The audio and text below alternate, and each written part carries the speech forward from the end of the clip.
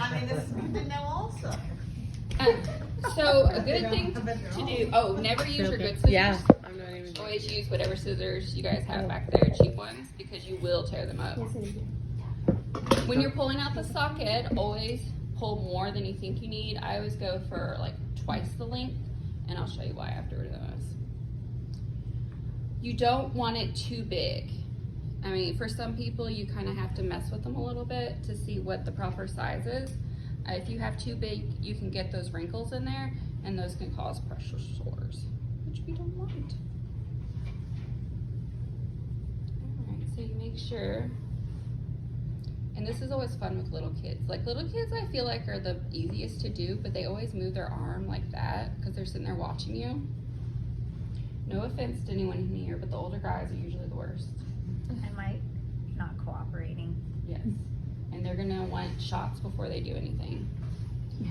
Okay, so all you're doing is just making sure that it's covered, no wrinkles. You get the padding, and this is gonna be 2 to 3 layers. So there's different ways to do this. Like they trained us when we were learning it that you kind of rip off like this, and then you would do it like this. I worked with a PA in the ER with the ortho. He was big into ortho. He did all of our breaks and stuff. And he literally would just wrap it, because he's like, I don't care, I just want it on there. This stuff, it's not gonna wrinkle up as bad. Like if you guys wanna play with it, it meshes up like cotton balls. What is that stuff called? Yeah. This is cotton webbing. Cotton I webbing. think it's, see, like this is what you guys have, and this one's even more. Christmas tree. Oh my god. We already have a Christmas tree. If you have a fracture that has like more of a bump, you got a lot of edema going on, you're gonna wanna put extra layers on that. If they're bony, like they have, you know, the bony wrists, bony elbows, and you're wanting to cover, you're gonna put a little bit more wrapping on those areas to protect them. Because sometimes they'll go to the ortho, and depending on the type of fracture, you know, how displaced or whatnot, they may actually stay in the splint a little longer, because the ortho isn't going to want to be messing with it too much. I know Dr. Chin does that a lot. And then when you're doing areas with the wrists, you can just cut this stuff. Sorry.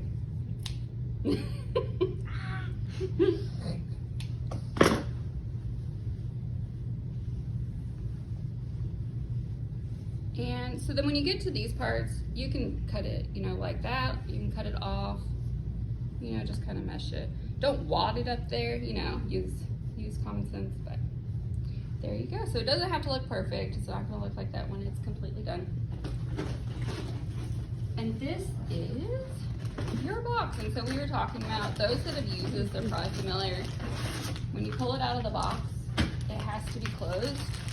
Otherwise, it gets hard. And it's not durable, because as soon as this is exposed to air, it's going to start to harden. I know I felt something in there.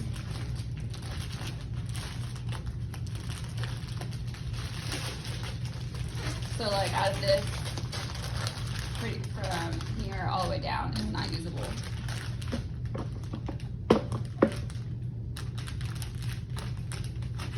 I think we grabbed the floor, but her hand is her arm is a lot smaller than that. A lot of the clinics have twos.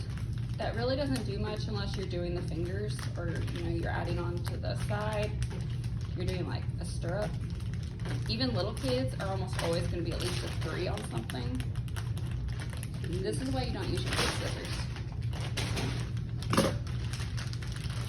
Alright, and so the same thing, you know, just kind of measure. We're going to do a sugar tong. That's going to, like, you know, you think of a sugar tong, it's going to go like this. So double. You don't have to be worried to cut more, because you can't cut less and then add on.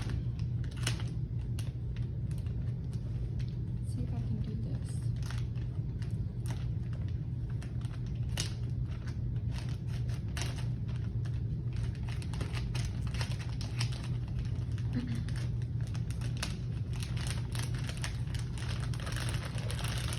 So what I'm doing is I cut the silver a little bit, and I'm gonna pull it out a few more inches. Our scissors are probably already gone.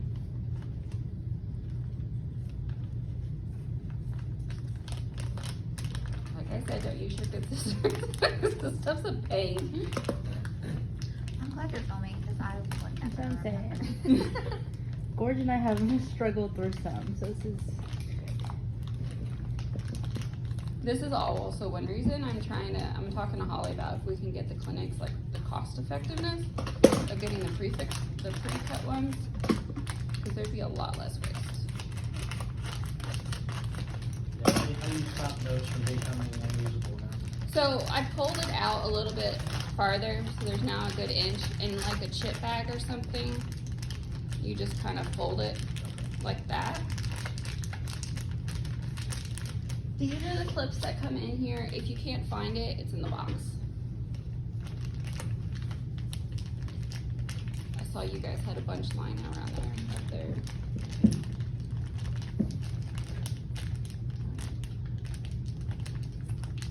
And sometimes it's just, you can't get a good seal and it's going to, but hopefully that should work. Okay, so as soon as this is exposed to air, it's gonna start hardening. But it takes a while. So you can mess around with it. And it is sticky on the inside. Jeez Louise. I had glue all over my hands from doing so many of these yesterday. I bet you. And you're probably, your scissor hand is sore. And you guys can feel, oh, sorry. I can let you feel too. So that's just kind of what it feels like when you're getting started. what is that called? The ortho glass stuff. Yeah, orthoglass. The technical name is, of course I would forget. That's alright. Yeah, Scotch cast. Gotcha. This white stuff, you can pull it off. It just folds right back together because it has this adhesive stuff. So whenever you cut, there's still that fiberglass on the top, and you want to make sure and get that off. Just cut a little bit, and that's going to go underneath the cotton because this will scratch the patient and it's not fun. Did I pass around that? So you can feel what it feels like after it's been hard.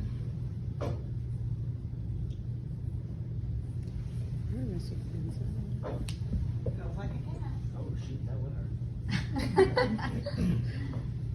See, not much, but just enough to cover it.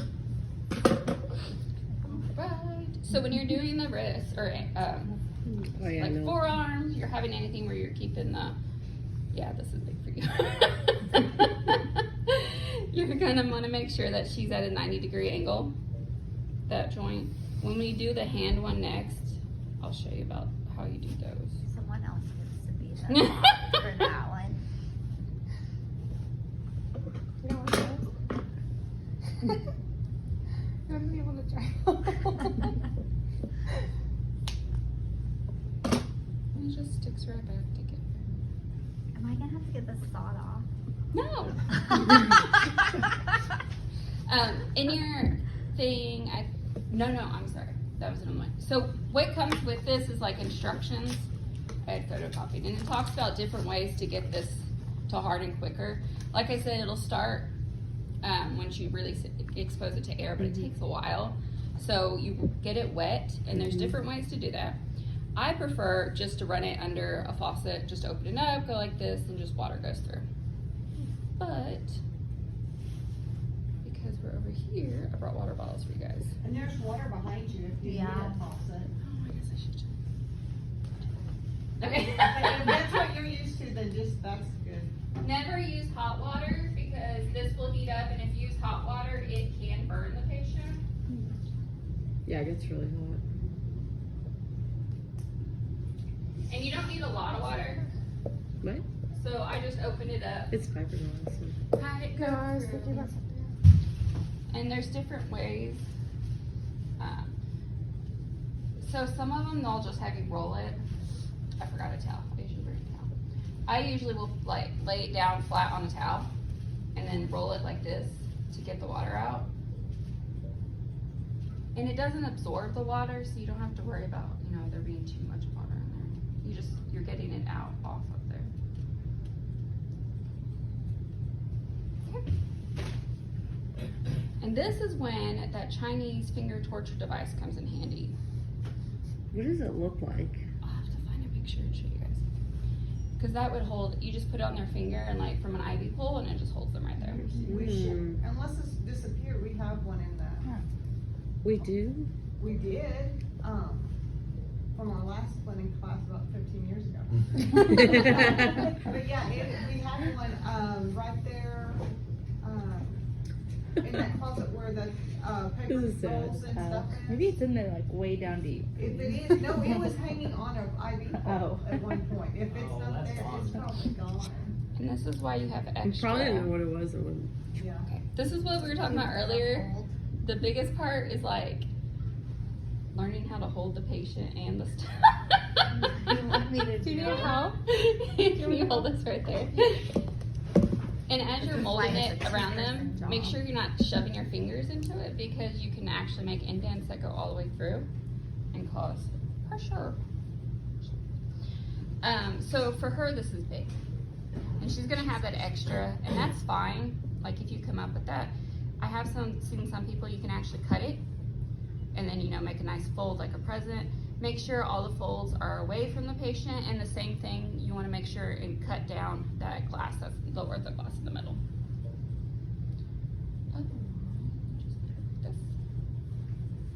Alright.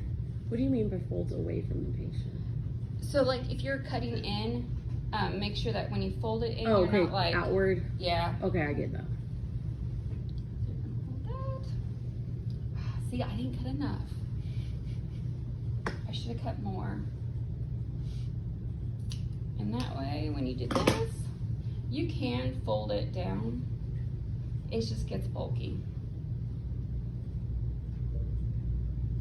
See, with as many times as I've done this, I'm still messing up. I'm sorry, I'm splashing water all over you. No, I'm good. Alright. Alright, and then you get the bandage. Bandage, you don't have to worry too much about where it goes, how it goes. You're just getting it loosely on there to make sure that it holds everything you just did in place. This is heavy.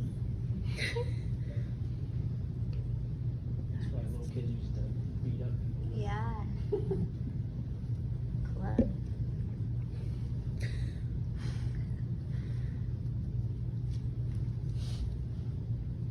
Oops.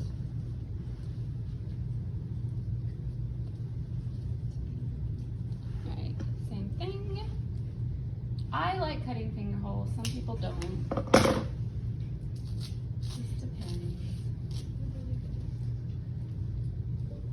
You can also like twist that through to go right there. But there you go. And then you always make sure you talk to the patient. How do you feel? Like you don't want them able to like move where that fractured is. But like on something like this, you want to make sure they can move their hands. They can feel their hands. Not everything's gone numb. Check their pulses for that 3-second refill.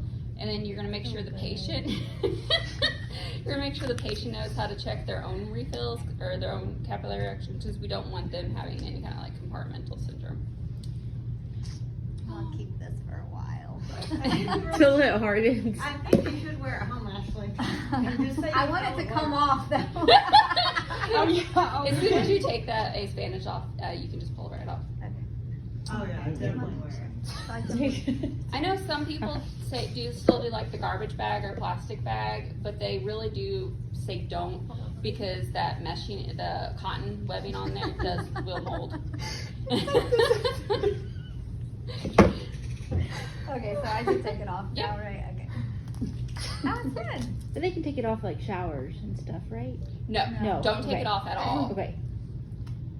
Yeah, it's not like one of the other ones, because they'll just mess it up. Yeah. True. They'll have to put like a bag over it and like keep it dry. Yeah, They prefer if you don't and you just stay away from water, but I know that's kind of hard depending on where it is. If they're a Kids are kid. gross. I was gonna Yeah, say, kids, kids oh. will be like, yes, I don't have to bathe for a week. Ew. Oh,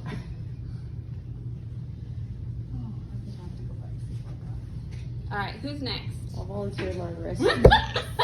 You know your dog's gonna be texting you in about You're 10 fine, you're minutes. fine. Should I just throw What them time is away? it? But I will be the last It's person. still- Do you think it's Right Oh, now. yeah, we can I'm do gonna that. go video. I'm Thank like, you. I can do You it. took all the notes. She's videoing. I know. So, at least, and we'll be like, next. let's Hopefully go it's there. good. I hate this now.